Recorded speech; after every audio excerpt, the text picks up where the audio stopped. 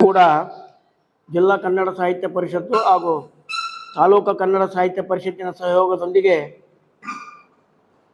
10ನೇ ತರಗತಿಯಲ್ಲಿ ಅದು ಕನ್ನಡ ಮಾಧ್ಯಮದಲ್ಲಿ ಪ್ರಥಮ ಭಾಷೆ ಕನ್ನಡದಲ್ಲಿ 125ಕ್ಕೆ 125 ಅಂಕಗಳನ್ನು ತೆಗೆದುಕೊಂಡಂಥವರಿಗೆ, ಅದೇ ರೀತಿ ನಾವು ಈ ಹಿಂದೆ ಒಂದು ವಾಗ್ದಾನ ಮಾಡಿದ್ದೀವಿ, ಮುಂಬರುವ ದಿನಗಳಲ್ಲಿ ಇಂಗ್ಲೀಷ್ ಮಾಧ್ಯಮದಲ್ಲಿಯೂ ಕೂಡ ಕನ್ನಡ ಪ್ರಥಮ ಭಾಷೆ ಅಥವಾ ಕನ್ನಡ ದ್ವಿತೀಯ ಭಾಷೆಯಲ್ಲಿ 100ಕ್ಕೆ 100 ಅಂಕಗಳನ್ನು ತೆಗೆದುಕೊಂಡವರಿಗೂ ಕೂಡ ನಾವು ಸನ್ಮಾನ ಮಾಡಿ ಅವರಿಗೊಂದು ಪ್ರಶಸ್ತಿ ಪತ್ರವನ್ನು ಕೊಡಬೇಕಂತಕ್ಕಂಥದ್ದು ಮಾಡಿರತಕ್ಕಂಥ ನಿರ್ಣಯದಂತೆ ಇಂಗ್ಲೀಷ್ ಮಾಧ್ಯಮಕ್ಕೂ ಮತ್ತು ಉರ್ದು ಮಾಧ್ಯಮದಲ್ಲಿಯೂ ಕೂಡ ಕನ್ನಡ ಭಾಷೆಯಲ್ಲಿ 100ಕ್ಕೆ 100 ಅಂಕಗಳನ್ನು ಪಡೆದಿರ್ತಕ್ಕಂಥ ದ್ವಿತೀಯ ಭಾಷೆಯಾಗಿ 100ಕ್ಕೆ 100 ಅಂಕಗಳನ್ನು ಪಡೆದಿರ್ತಕ್ಕಂಥ ವಿದ್ಯಾರ್ಥಿಗಳಿಗೆ ಸನ್ಮಾನ ಸಮಾರಂಭವನ್ನು ಇದೇ ದಿನಾಂಕ 7/6/2025 ವೀರಶೈವ ಕಲ್ಯಾಣ ಮಂಟಪದಲ್ಲಿ ಹಮ್ಮಿಕೊಳ್ಳಲಾಗಿದೆ.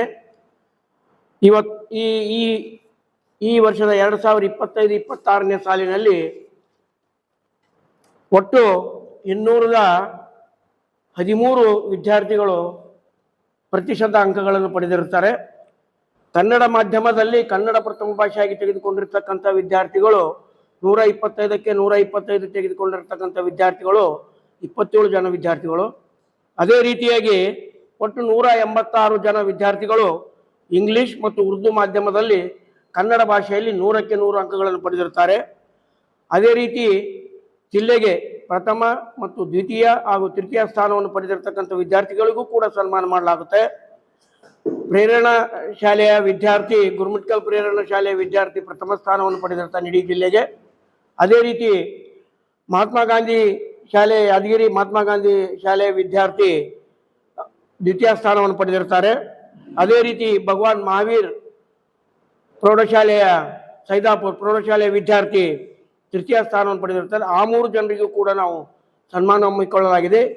ಈ ಸನ್ಮಾನ ಸಮಾರಂಭದ ಉದ್ಘಾಟನೆಯನ್ನು ನಮ್ಮ ಜನಪ್ರಿಯ ಶಾಸಕರಾಗಿರ್ತಕ್ಕಂಥ ಸನ್ಮಾನ್ಯ ಶ್ರೀ ಚನ್ನಾರೆಡ್ಡಿ ಪಾಟೀಲ್ ತುನ್ನೂರು ಅವರು ವಹಿಸಲಿದ್ದು ಉದ್ಘಾಟನೆ ಮಾಡಲಿದ್ದು, ಪ್ರಶಸ್ತಿ ಪ್ರದಾನವನ್ನು ನಮ್ಮ ಗುರುಮಿಟ್ಕಲ್ ಮತಕ್ಷೇತ್ರದ ಜನಪ್ರಿಯ ಶಾಸಕರಾಗಿರ್ತಕ್ಕಂಥ ಶರಣಗೌಡ ಕಂಕೂರ್ ಅವರು ಪ್ರದಾನ ಮಾಡಲಿದ್ದು, ಅದೇ ರೀತಿಯಾಗಿ ಈ ಸಮಾರಂಭದಲ್ಲಿ ಮುಖ್ಯ ಅತಿಥಿಗಳಾಗಿ ವಿಶ್ವನಾಥ್ ರೆಡ್ಡಿ ದರ್ಶನಾಪುರ ಅವರು, ಅಧ್ಯಕ್ಷರು ಜಿಲ್ಲಾ ಸಹಕಾರ ಒಕ್ಕೂಟ ಬ್ಯಾಂಕ್ ನಿಯಮಿತ ಯಾದಗಿರಿ.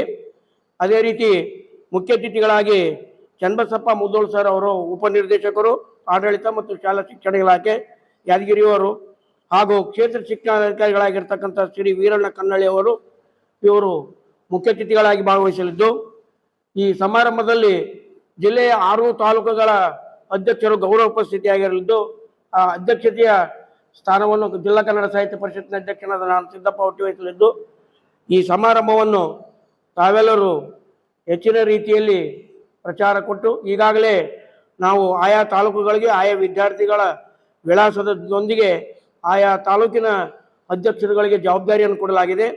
ಆಯಾ ತಾಲೂಕಿನ ಅಧ್ಯಕ್ಷರುಗಳು ಆಯಾ ತಾಲೂಕಿನಲ್ಲಿ ಬರ್ತಕ್ಕಂಥ ಶಾಲೆಯ ಮುಖ್ಯೋಪಾಧ್ಯಾಯರನ್ನು ಸಂದರ್ಶಿಸಿ ಅಲ್ಲಿ ಬರ್ತಕ್ಕಂಥ ವಿದ್ಯಾರ್ಥಿಗಳನ್ನು ಕರೆದುಕೊಂಡು ಬರಲು ಹೇಳಿದ್ದೇವೆ. ಅದೇ ರೀತಿಯಾಗಿ ಅವತ್ತು ಬೆಳಗ್ಗೆ 7 ಗಂಟೆಗೆ 10:30 ಗಂಟೆಗೆ ಸ್ಥಳ ವೀರಶೈವ ಕಲ್ಯಾಣ ಮಂಟಪದಲ್ಲಿ ಈ ಸಮಾರಂಭವನ್ನು ಹಮ್ಮಿಕೊಳ್ಳಲಾಗಿದೆ. ಈ ಸಮಾರಂಭಕ್ಕೆ ತಾವೆಲ್ಲರೂ ಬಂದು ನಮಗೆ ಪ್ರೋತ್ಸಾಹಿಸಬೇಕೆಂದು ವಿನಂತಿ ಮಾಡಿಕೊಳ್ಳುತ್ತೇನೆ.